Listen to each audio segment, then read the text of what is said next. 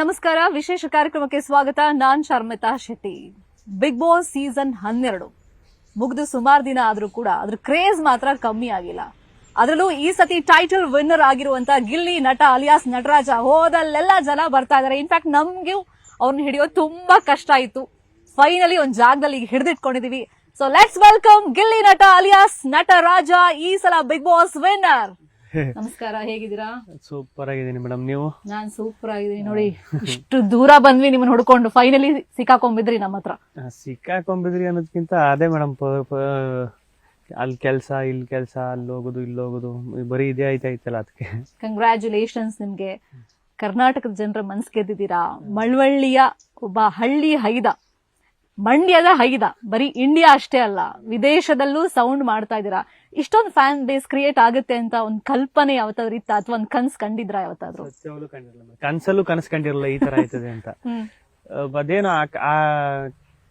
ಅದೇ ರಿಪೀಟ್ ಅನ್ಸುತ್ತೆ, ಆದ್ರೂ ಹೇಳ್ತೀನಿ, ಈ ತರ ಆ ಕನಸನ್ನ ಕಾಣೋ ಯೋಗ್ಯತೆನೂ ಇಲ್ಲ ಅಂತ ಅನ್ನೋ ಫೀಲ್ ಅಲ್ಲಿ ಇದ್ದದ್ದು. ಯಾಕಂದ್ರೆ ಅದು ಆಗೋ ಮಾತಾದು ಅಂತಾನೆ ಇದ್ದಿದ್ದು. ಈಗ ಸಡನ್ ಆಗಿ ಈಗ ದೇವ್ರ ಪ್ರತ್ಯಕ್ಷ ಆಗ್ಬಿಟ್ರೆ ನೀನೇನ್ ಇಷ್ಟು ದುಡ್ಡು ಕೇಳ್ಬಿಡ್ತೀನಿ, ಇಷ್ಟು ಚಿನ್ನ ಕೇಳ್ಬಿಡ್ತೀನಿ. ಈಗ ದೇವ್ರ ಪ್ರತ್ಯಕ್ಷ ಆಗ್ಬಿಟ್ರೆ ಈಗ ಹೆಂಗಿರ್ತದೆ ಅಂತ ಇರ್ತದೆ, ಗೊತ್ತ? ಅದಾಗಲ್ಲ, ಅದು ಕನ್ಸಲ್ಲೂ ಆಗಲ್ಲ. ಅದು ಆತರ ಇದು ಹಿಂಗೆಲ್ಲ ಇದೆ ಅನ್ನೋದು ಕನ್ಸಲ್ಲ ಕಾಣ್ತಿರ್ಲಿಲ್ಲ ನಾನು. ಬಂದ ತಕ್ಷಣ ಇನ್ಸ್ಟಾ ಫಾಲೋವರ್ಸ್ ಎಷ್ಟಾಗಿದ್ದಾರೆ ನೋಡಿದ್ರಾ? ಅಯ್ಯೋ, ಅದು ನಾನು ಅಲ್ಲೇ ಒಳಗಡೆನೆ ಮಾತಾಡ್ತಿದ್ದೆ ನಾನು. ಅಯ್ಯೋ 1 ಮಿಲಿಯನ್ ಆಗ್ಬಿಟ್ಟಿದ್ರೆ ಹೆಂಗಿತ್ತು ಅಂದ್ರೆ, ನಾನು ಹೇಳ್ಬಿಟ್ಟು ಹೋಗಿದ್ದೆ ಮುಂಚೆನೆ, ಹೊರಗಡೆ ಬರೋದಕ್ಕೆ 1 ಮಿಲಿಯನ್ ಆಯ್ತದ ಅಂತ. ಇಲ್ಲ, ಒಂದ್ 5-6 ಲಕ್ಷ ಆಗ್ಬೋದು, 5 ಲಕ್ಷ 6 ಲಕ್ಷ ಆಗ್ಬೋದು ಅಂತ ಹೇಳಿದ್ರು.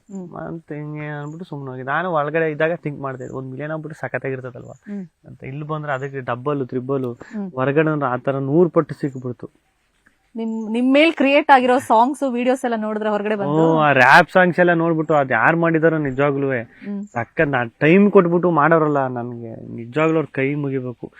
ಸಖತ್ತಾಗಿ ಅದ್ ಕೇಳಿದ್ರೆ ನನ್ಗೆ ಖುಷಿ ಆಯ್ತದೆ. ಅಷ್ಟೊಂದು ರ್ಯಾಪ್ ಸಾಂಗು, ರೀಲ್ಸು, ಆಮೇಲೆ ಮಿಕ್ಸಿಂಗ್ ಮಾಡೋದು, ದೊಡ್ಡವ ಆಸೆ ಕೊಡು, ಅದೆಲ್ಲ ಅಯ್ಯೋ ಅದೆಲ್ಲ ನೋಡ್ತಾ ಇದ್ರೆ ಸಖತ್ ಖುಷಿ ಆಯ್ತದೆ. ಅದು ಇನ್ನೂ ಮುಗಿಲೇ ಇಲ್ಲ, ನೋಡ್ತಾನೆ ಇರ್ತೀನಿ ಫ್ರೀ ಆಗಿದ್ದಾಗೆಲ್ಲ.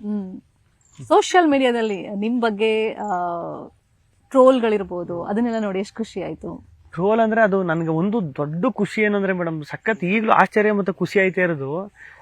ಒಂದು ನೆಗೆಟಿವ್ ಆಗಿರ್ಲಿಲ್ಲ, ಎಲ್ಲ ಪಾಸಿಟಿವ್ ಆಗೈತಲ್ಲ. ಅಷ್ಟೊಂದು ಪ್ರೀತಿ ತೋರ್ಸುದ್ರಲ್ಲ, ಅದು ನನಗೆ ಸಖತ್ ಖುಷಿ ಆಗಿದ್ದು. ಈಗ ನಾನು ಒಳಗಡೆ ಇದ್ದಾಗ ಹೆಂಗಿತ್ತು ಅಂದ್ರೆ, ಈಗ ಇವ್ರಿಗೆಲ್ಲ ಇಷ್ಟು ಕಾಲ ಎಳಿತಾ ಇರ್ತೀನಿ, ಇರಿಟೇಟ್ ಮಾಡ್ತಾ ಇರ್ತೀನಿ. ಅದು ಹೊರಗಡೆ ಹೆಂಗೆ ಆಗಿರ್ಬೋದು, ಪೋಟ್ರೆ ಆಗಿರ್ಬೋದು, ನೆಗೆಟಿವ್ ಆಗಿ ಆಗ್ಬಿಟ್ಟಿರ್ಬೋದೇನೋ ಅಂತ ಒಂದೊಂದ್ಸಲ ಅನ್ಸುದು ನನಗೆ.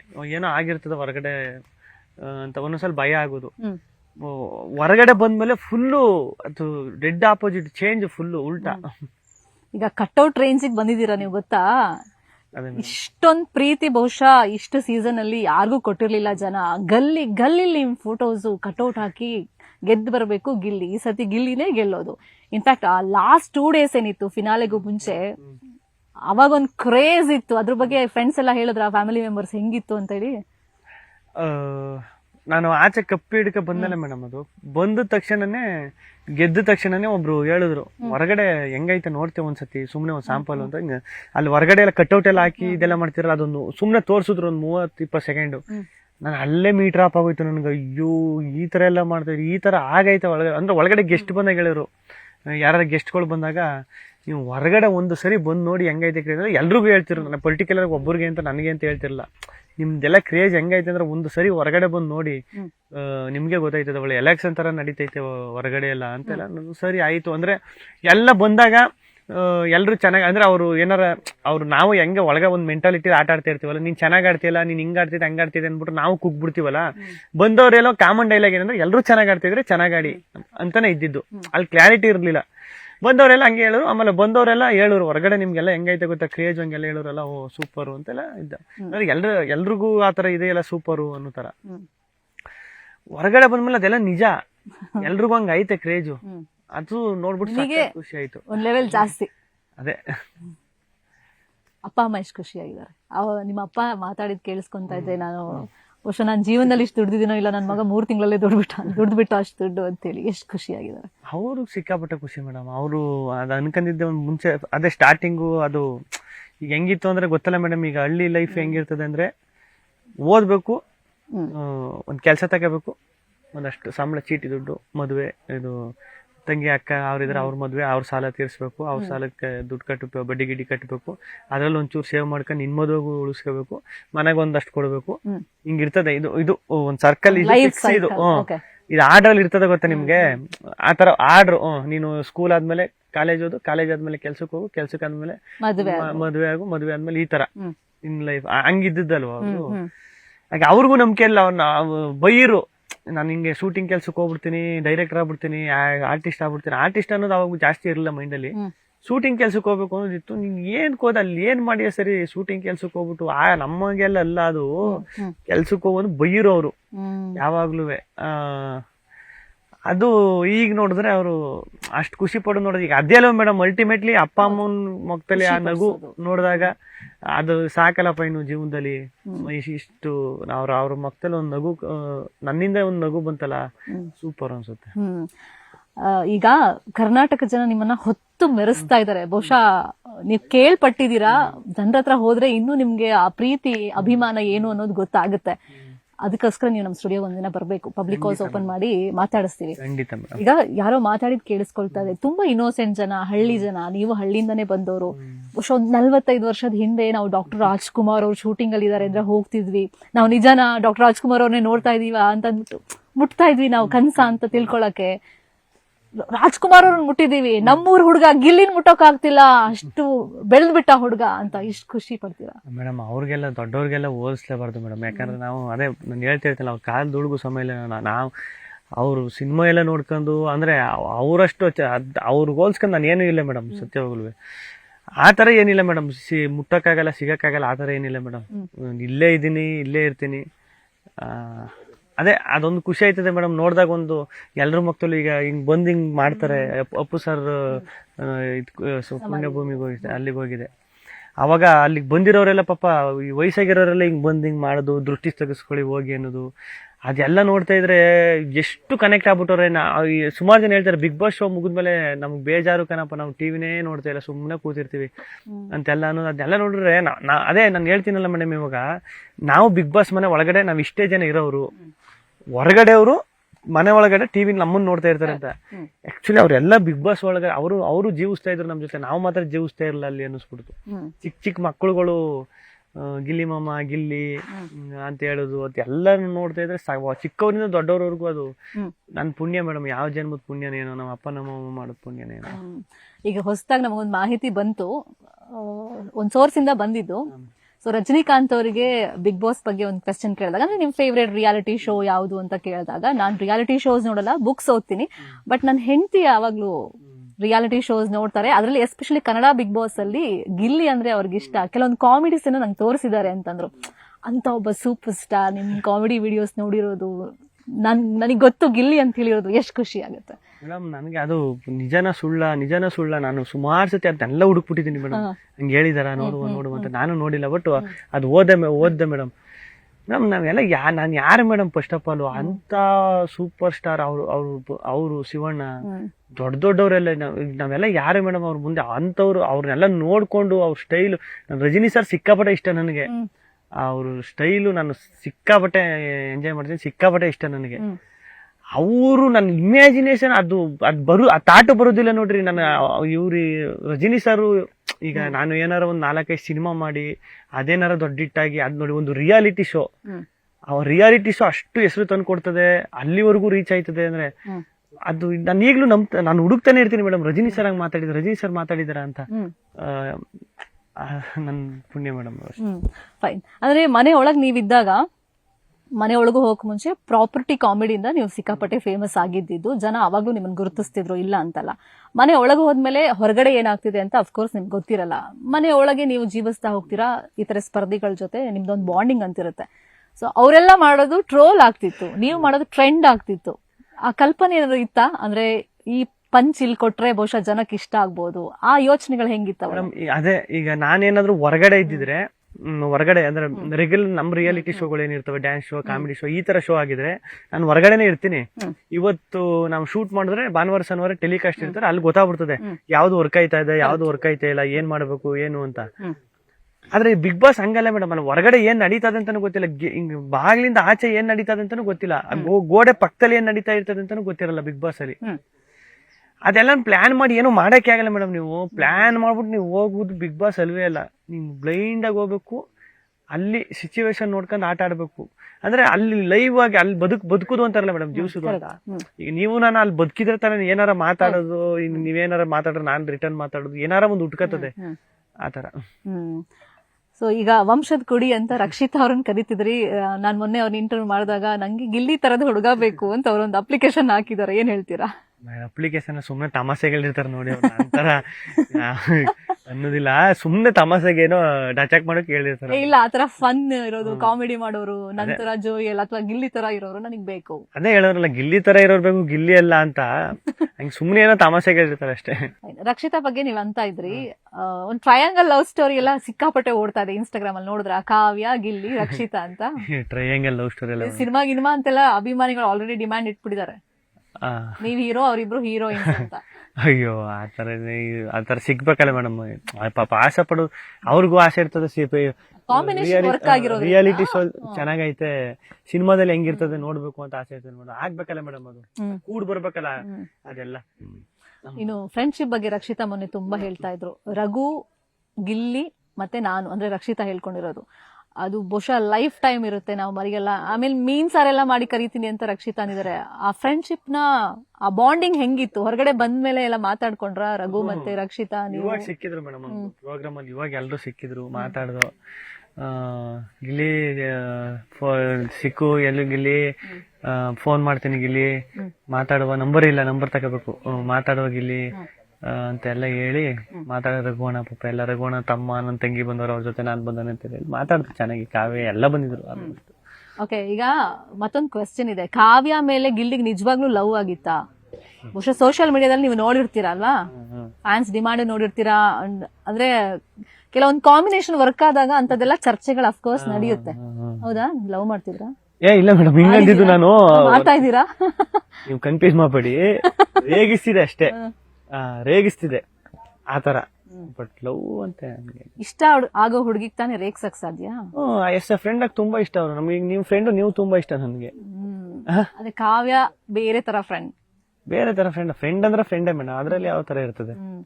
ಈ ಗಿಲ್ಲಿ ಲಕ್ಷಾಧಿಪತಿನ ಕೋಟ್ಯಾಧಿಪತಿನ? ನಾನು ಕೋಟ್ಯಾಧಿಪತಿ ಮೇಡಮ್. ಕೋಟ್ಯಾಂತರ ಜನರ ಪ್ರೀತಿ ಸಂಪನ್ನ, ಕೋಟ್ಯಾಂತರ ಜನರ ಪ್ರೀತಿ ವಿಶ್ವಾಸ ಅದನ್ನ ಸಂಪನ್ನ ಮಾಡಿದಿಲ್ಲ, ಕೋಟ್ಯಾಧಿಪತಿ ಮೇಡಮ್ ನಾನು. ದುಡ್ಡಿನ ವಿಷಯಕ್ಕೆ ಬಂದಾಗ? ದುಡ್ಡಿನ ವಿಷಯಕ್ಕೆ ಬಂದಾಗ ಏನಿಲ್ಲ ಮೇಡಮ್. ಲಕ್ಷಾಧಿಪತಿನ ಕೋಟ್ಯಾಧಿಪತಿನ? ಯಾವ ಅಧಿಪತಿನಿಲ್ಲ ಮೇಡಮ್. ಏನೋ ಒಂದು ಅಧಿಪತಿ ಇರ್ತೀರಾ? ಏನಿಲ್ಲ, ಮಾಮೂಲಿ. ಇವಾಗ ಲಕ್ಷಾಧಿಪತಿನೇ ಮೇಡಮ್, ಯಾಕಂದ್ರೆ 50 ಲಕ್ಷ ದುಡ್ಡು ಗೆದ್ದಿದ್ದೀನಿ, ಲಕ್ಷಾಧಿಪತಿ ಅನ್ಬೋದು ಮೇಡಮ್. ಅದನ್ನ ಹೇಳ್ಬಿಡಿ. ಏನ್ ಗೊತ್ತಾ, ಜನರಿಗೆ ಒಂದು ಕನ್ಫ್ಯೂಷನ್ ಇರುತ್ತೆ, 50 ಲಕ್ಷನಾ ಅಂತ ಬಾಯ್ ಬಿಟ್ಬಿಡ್ತಾರೆ. ಬಟ್ ಅದೆಲ್ಲ ಕಟ್ಟಾಗಿ ಎಷ್ಟು ಬರುತ್ತೆ ಅದು ಗೊತ್ತಿಲ್ಲ. ಅದೆಲ್ಲ ಕಟ್ಟಾಗಿ ಬರ್ತದೆ, ಎಷ್ಟು ಬರ್ತದೆ ಅಂತ ಗೊತ್ತಿಲ್ಲ. 34 ಅಂತ ಏನೋ ಕ್ಯಾಲ್ಕುಲೇಷನ್ ಇದೆ. ಅದ್ ಹೇಳ್ಬಿಡಿ, ನಂಗೆ 50 ಲಕ್ಷ ಫುಲ್ ಸಿಗಲ್ಲ. ಅವ್ರಿಗೆ ಗೊತ್ತಿರ್ತದೆ ಬಿಡಿ. ಓಕೆ, ಈಗ ಬಡವರ ಮಕ್ಕಳು ಬೆಳಿಬೇಕು ಅನ್ನೋದು ಡಾಲಿ ಧನಂಜಯ್ ಅವರ ಒಂದು ಡೈಲಾಗ್. ಅದು ತುಂಬಾ ಫೇಮಸ್ ಆಯ್ತು. ಅದು ರಿಪೀಟೆಡ್ಲಿ ಅವಾಗ ಟ್ರೆಂಡಿಗೆ ಬರ್ತಿರುತ್ತೆ. ಸೊ ನಿಮ್ ವಿಷಯ ಬಂದಾಗ ಬಿಗ್ ಬಾಸ್ ಮನೇಲಿ ಅದು ಮತ್ತೆ ಟ್ರೆಂಡಿಗೆ ಬಂತು. ಬಟ್ ಅಶ್ವಿನಿ ಅವ್ರನ್ನ ಮೊನ್ನೆ ಮಾತಾಡಿಸ್ತಾ ಇದ್ದಾಗ, ಗಿಲ್ಲಿ ಒಂದು ಮುಖವಾಡ ಹಾಕೊಂಡಿದ್ದಾನೆ, ಬಡವ ಅನ್ನೋ ಹೆಸರಲ್ಲಿ ಆತ ಒಂದು ಸಿಂಪತಿ ಕ್ರಿಯೇಟ್ ಮಾಡ್ಕೊಂಡು ಗೆದ್ದಿದ್ದಾನೆ, ಆತ ನಿಜವಾಗ್ಲೂ ಬಡವ ಅಲ್ಲ, ಸುಳ್ಳು ಹೇಳಿದಾನೆ. ಏನ್ ಹೇಳ್ತೀರ ಮೇಡಮ್? ಆ ಮಕವಾಡ ಹಾಕಂದ್ ಎಷ್ಟ್ ದಿನ ಬದುಕಾಯ್ತದೆ ಹೇಳಿ ನೀವೇ? 1 ವಾರ 2 ವಾರ ಅಷ್ಟೇ ಮಕವಾಡ ಹಾಕ ಬದುಕುದು. ಈಗ ಒಳಗಡೆ ಬಿಗ್ ಬಾಸ್ ಮನೆ ಒಳಗಡೆ 24 ಗಂಟೆ ಕ್ಯಾಮ್ರಾ ಓಡ್ತಾನೆ ಇರ್ತದೆ. ಲೈವ್ ಬೇರೆ ಇತ್ತು ಈ ಸರಿ. ನೀವು ಮಕವಾಡ ಎಲ್ಲ ಒಂದ್ ಪಾಯಿಂಟ್ ಸಿಗಾಕಬಿಡ್ತೀರ. ಆತರ ಮಕವಾಡ ಹಾಕ ಬದುಕಿದ್ರೆ ಆತರ ನನ್ ಬಡವ ಅಂತ ತೋರ್ಸ್ಕೊ ಗೊತ್ತಾಗ್ಬಿಡ್ತದೆ. ಆಮೇಲೆ ನೋಡೋರು ಸುಮ್ನೆ ನೋಡೋದಿಲ್ಲ, ಎಷ್ಟು ನೀಟಾಗಿ ನೋಡ್ತಾರೆ ಅಂದ್ರೆ, ನಮಗ್ ಗೊತ್ತಿಲ್ದೇ ಇರೋ ವಿಷಯ ನಾನು ಸಿಗ್ತಾರಲ್ಲ, ನನ್ಗೆ ಗೊತ್ತಿಲ್ದೇ ಇರೋ ವಿಷಯನಲ್ಲೇ ಹೇಳ್ತಾರೆ. ಗೊತ್ತಿಲ್ದೇ ಇರೋದಲ್ಲ, ನಾನು ಯಾವ ಆ ಟೈಮಲ್ಲಿ ಇವ್ನು ಯಾವ ಮೂಡಲ್ಲಿ ಇದ್ದಾನೆ. ಈಗ ಒಂದ್ ಕಡೆ ನಾನು ಸುಮ್ನೆ ಬೀನ್ ಬ್ಯಾಗ್ ಅಲ್ಲಿ ಕೂತಿರ್ತೀನಿ, ಬರೀ ರಿಯಾಕ್ಷನ್ ನೋಡ್ಬಿಟ್ಟೆ ಹೇಳ್ತಾರೆ, ಇವ್ನು ಏನ್ ಯೋಚನೆ ಮಾಡ್ತಾವನೆ, ಏನ್ ಯೋಚನೆ ಮಾಡ್ತಿರ್ಬೋದು ಅಂತ. ಹಂಗಿರ್ತದೆ. ಅಂತದ್ರಲ್ಲಿ ಎಷ್ಟು ದಿನ ಅಂತ ಮಕ್ಕಳು ಹಾಕ ಬದುಕೋಕಾಯ್ತದೆ ಹೇಳಿ. ಮತ್ತೊಂದು ಸೋಷಿಯಲ್ ಮೀಡಿಯಾದಲ್ಲಿ ನಾನು ನೋಡಿದ್ದು, ಅಫ್ಕೋರ್ಸ್ ನೆಗೆಟಿವ್ ತುಂಬಾ ಕಮ್ಮಿ ನಿಮ್ ಬಗ್ಗೆ ಎಲ್ಲ ಚರ್ಚೆ ಆಗಿದ್ದು, ಪಾಸಿಟಿವ್ ತುಂಬಾ ಇದ್ದಿದ್ದು. ಸೊ PR ನೆಲ್ಲ ಚೆನ್ನಾಗಿರೋರು ಹಿಡಿದಿದ್ದಾರೆ. ಒಂದು 5-6 ರಿಯಾಲಿಟಿ ಶೋ ಮಾಡಿದ್ರಿಂದ ಅವ್ರಿಗೆ ಸ್ಟ್ರಾಟಜಿ ಗೊತ್ತಿತ್ತು, ಬಿಗ್ ಬಾಸ್ ಹೆಂಗ್ ಹೋಗ್ಬೇಕು, ಹೆಂಗ್ ವರ್ಕ್ ಆಗುತ್ತೆ, ಹೊರಗಡೆ ಹೆಂಗ್ ಸೋಷಿಯಲ್ ಮೀಡಿಯಾ ಹ್ಯಾಂಡಲ್ ಮಾಡ್ಬೇಕು, ಅದರಿಂದಾನೇ ಗೆದ್ದಿದ್ದು ಅಂತ. ಅದಕ್ಕೆ ಏನ್ ಹೇಳ್ತೀರಾ? ನಮ್ ಸ್ಟ್ರಾಟಜಿ ಆಗಲ್ಲ ಮೇಡಮ್ ಬಿಗ್ ಬಾಸ್ ಅಲ್ಲಿ. ಈಗ PR ಟೀಮ್ ಇತ್ತು, ಅದಕ್ಕೆಲ್ಲ ದುಡ್ಡು ಕೊಟ್ಕೊಂಡು ಮೇಡಮ್ ಅಷ್ಟೊಂದು ದುಡ್ಡು ಇದ್ದಿದ್ರೆ ನಾನ್ಯಾಕೆ ಬಿಗ್ ಬಾಸ್ಗೆ ಹೋಗ್ಬೇಕು ಹೇಳಿ. ಅಷ್ಟೊಂದು ದುಡ್ಡು ಅಂದ್ರೆ ಬಿಗ್ ಬಾಸ್ ಪಾಪ್ಯುಲಾರಿಟಿ ಸಿಕ್ಕಾಪಟ್ಟೆ ತಂದ್ಕೊಡ್ತದೆ.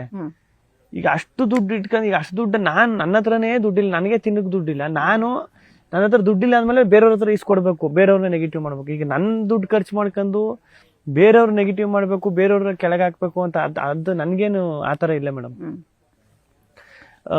ಅದೆಲ್ಲ ಸುಳ್ಳು ಮೇಡಮ್, ಸತ್ಯವಾಗ್ಲು. PR ಅಂತ ಇದ್ದದ್ದು ಏನಕ್ಕೆ ಅಂದ್ರೆ, ನಾನು ಇನ್ಸ್ಟಾಗ್ರಾಮ್ ಇತ್ತಲ್ಲ ಮೇಡಮ್, ಇನ್ಸ್ಟಾಗ್ರಾಮ್ಗೆ ಪೋಸ್ಟ್ ಮಾಡ್ಬೇಕಾಗಿತ್ತಲ್ಲ, ಅದೇ ನಾನು ಹೇಳ್ದಂಗೆ ಅದೆಲ್ಲಾನು ಕರೆಕ್ಟ್ ಆಗಿ ನೋಡ್ಕೋಬೇಕಾಗಿತ್ತು ಒಬ್ರು.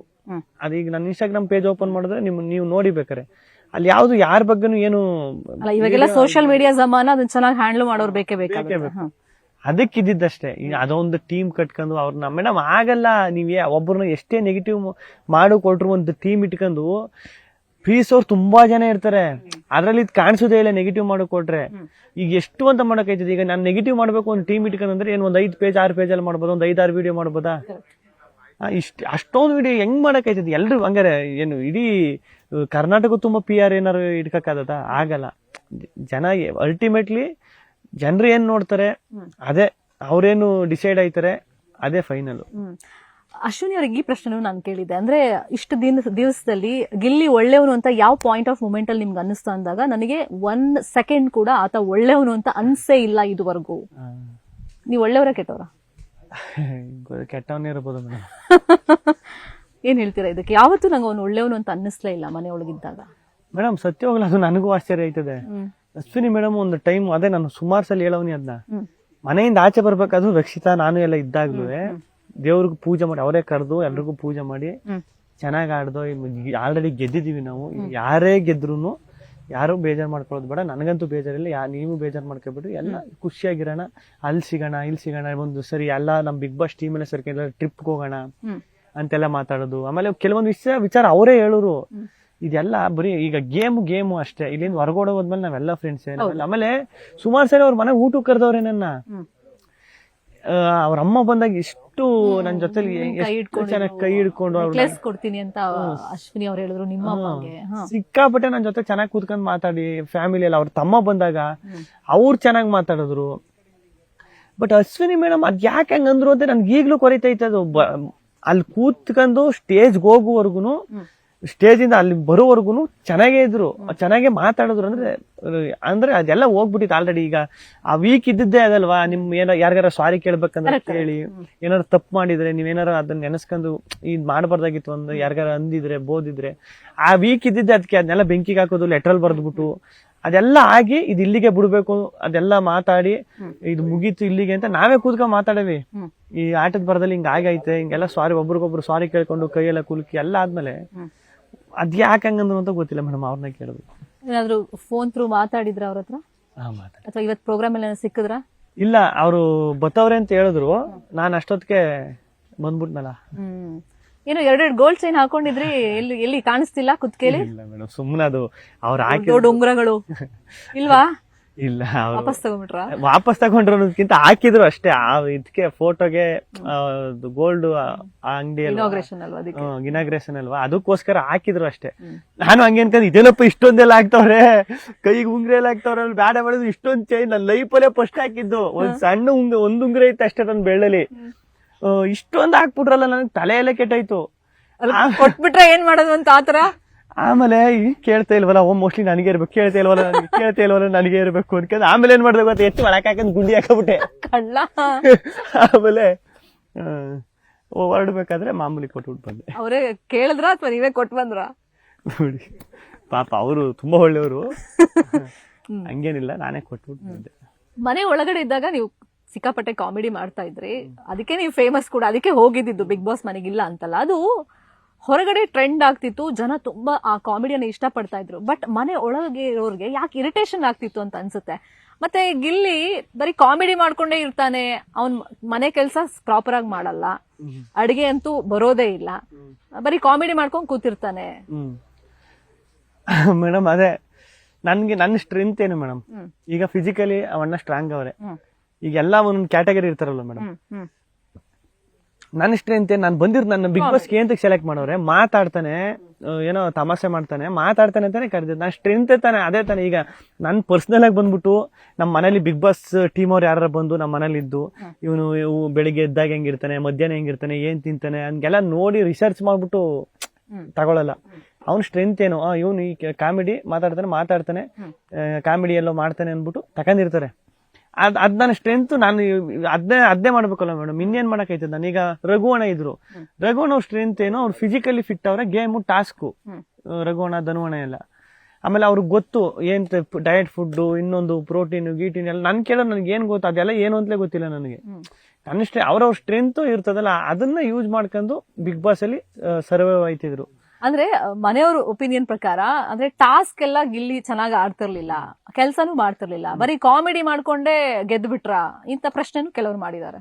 ಕಾಮಿಡಿ ಮಾಡ್ಕೊಂಡೆ ಈಗ ಒಂದೇ ಆಗಿದ್ರೆ ಹಂಗ ಆಯ್ತಿರ್ಲಿಲ್ಲ ಮೇಡಮ್. ಈಗ ನೀವು ಕೇಳಿದ್ರಿ ಕಾಮಿಡಿ ಅಲ್ಲ, ನೀವು ಒಂದು ಸ್ನೇಹ ಇನ್ನೊಂದು ಏನಾರು ಆ ಟೈಮಲ್ಲಿ ಏನಾರು ಅನ್ಸುದ್ದ ಹೇಳುದು ಇದೆಲ್ಲ ಮಿಕ್ಸ್ ಆಯ್ತದಲ್ಲ ಮೇಡಮ್. ಈಗ ನೀವೇ ಕ್ವಶನ್ ಕೇಳ್ತಾನೆ ಕೇಳಿದ್ರಿ ಅಲ್ವಾ, ಒಂದೇ ಪಾಯಿಂಟ್ ನೀವು ಕಾಮಿಡಿ ಚೆನ್ನಾಗಿ ಮಾಡ್ತೀರಿ ಅದೊಂದೇ ಪಾಯಿಂಟ್ ಅದ್ರ ಬಗ್ಗೆನೇ ಮಾತಾಡಿದ್ರೆ ಅದ್ ಮ್ಯಾಟರ್ ಆಯ್ತಿತ್ತು. ಈಗ ನೀವು ನೋಡಿದೀರಾ ಅನ್ಸುತ್ತೆ, ಅದು ಒಂದ್ರಿಂದನೇ ಗೆದ್ಬಿಟ್ಟೆ ಅದ್ರದ್ದು ಬೇರೆ ಸ್ಪರ್ಧಿಗಳು ಹೇಳಿದಕ್ಕೆ ಅಫ್ಕೋರ್ಸ್ ನಿಮ್ ಕಾಮಿಡಿ ಜನಕ್ಕೆ ಇಷ್ಟ ಆಗಿದ್ದಕ್ಕೆ ನಿಮ್ಗೆ ಎಷ್ಟು 45 ಕೋಟಿ ಓಟ್ ಬಂದಿರೋದು. ಹೌದು ಮೇಡಮ್, ಅದೊಂದು ತೂಕ ಅಲ್ವಾ ಮೇಡಮ್. ಈಗ ಮನರಂಜನೆ ಅನ್ನೋದು ಮಾಡ್ಲೇಬೇಕಲ್ಲ, ಜನಕ್ಕೆ ಬೇಕಾಗಿರೋ ಎಂಟರ್ಟೈನ್ಮೆಂಟ್. ಫೈನ್. ಮುಂಚೆ ಎಪಿಸೋಡ್ ಎಲ್ಲ ನೋಡ್ಕೊಂಡು ಹೋಗಿದ್ರಾ ಬಿಗ್ ಬಾಸ್ ಹೋಗೋ ಮುಂಚೆ? ಒಂದಷ್ಟು ನೋಡಿದೆ ಮೇಡಮ್. ನಾನು ಈಗ ಮುಂಚೆ ಬಿಗ್ ಬಾಸ್ ಊರಲ್ಲಿ ಇದ್ದಾಗ ನೋಡ್ತಿದ್ದೆ. ಬೆಂಗಳೂರಿಗೆ ಬಂದು ಇದಾದ್ಮೇಲೆ ಮಧ್ಯ ನಾನು ಅಂದ್ರೆ ಎಪಿಸೋಡ್ ಅಂದ್ರೆ ಪೂರ್ತಿ ನೋಡಿಲ್ಲ ಅಂದ್ರೂ ನಾನು ನೋಡ್ತಿದ್ದೆ. ಅಂದ್ರೆ ಆ ಸೀಸನ್ ಏನ್ ಇದ್ರ ಮೇಲೆ ವರ್ಕ್ ಆಯ್ತು, ಆ ಸೀಸನ್ ಹೆಂಗ್ ಹೋಯ್ತು ಅನ್ನೋದೊಂದು ಅಬ್ಸರ್ವ್ ನೋಡ್ತಿದ್ದೆ.